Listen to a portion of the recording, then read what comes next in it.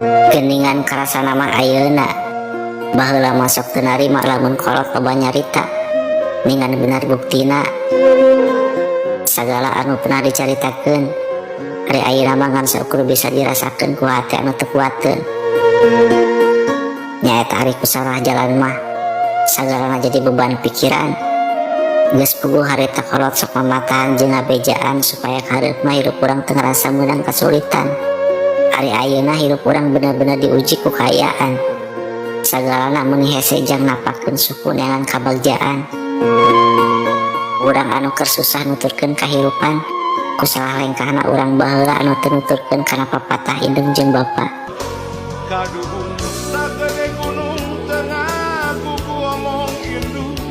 papatah dianggap angin geningan dia jadina hate ceuri palilihan daya